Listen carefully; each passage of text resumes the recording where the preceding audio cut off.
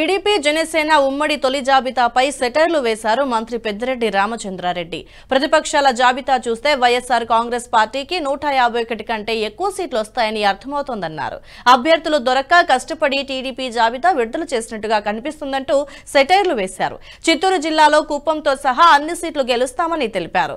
రాయలసీమలో దాదాపుగా అన్ని సీట్లు గెలుస్తామని ధీమా వ్యక్తం చేశారు.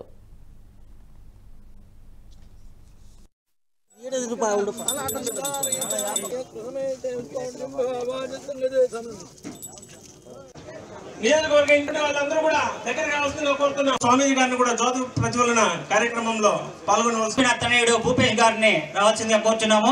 స్వామీజీ గారు జ్యోతి ప్రజ్వలన చేస్తున్నారు. నమస్కారాలు తెలియజేస్తూ ఈరోజు రాష్ట్రంలో మనం చూస్తా ఉన్నాం. జగన్మోహన్ రెడ్డి గారేమో ఎప్పటి నుంచో అభ్యర్థులంతా ప్రకటించి ఎన్నికల ప్రచారం కూడా మొదలుపెట్టడం జరిగింది. మరి పొత్తుల ప్రభావంతో వారు చంద్రబాబు నాయుడు కానీ పవన్ కళ్యాణ్ కానీ లేదా ఇంకా వదంతులు వస్తూ ఉన్నాయి, బీజేపీతో కూడా వాళ్ళకు పొత్తు ఉందని మరి ఇంతవరకు ప్రకటించే ప్రసక్తి మనం చూడలేదు. ఈరోజు కొన్ని ప్రకటించారు. ఆ అభ్యర్థులందరినీ చూస్తే తప్పకుండా వైఎస్ఆర్ కాంగ్రెస్ పార్టీ తిరిగి 150 స్థానాల కంటే ఎక్కువ స్థానాలలో గెలిచే పరిస్థితి ఉంటుందని నేనైతే కూడా భావిస్తూ ఉన్నాను. ఇది దివాలా కోరుగా అభ్యర్థులు లేక వెతికి ఇచ్చినట్లుగా కనపడుతూ ఉంది.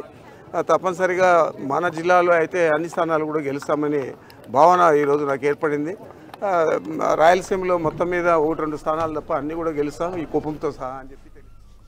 ఈ వీడియో మీకు నచ్చినట్టయితే లైక్ చేయండి, 10 మందికి షేర్ చేయండి. అలాగే కామెంట్ల రూపంలో మీ అభిప్రాయాలను మాతో పంచుకోండి. Nationalist hub group of channels ను సబ్స్క్రైబ్ చేసుకుని తెలుగునాట జాతీయవాద జర్నలిజాన్ని ప్రోత్సహించండి. ఈ వీడియో కింద ఉన్న బెల్ ఐకాన్ పై క్లిక్ చేయడం మర్చిపోవద్దు.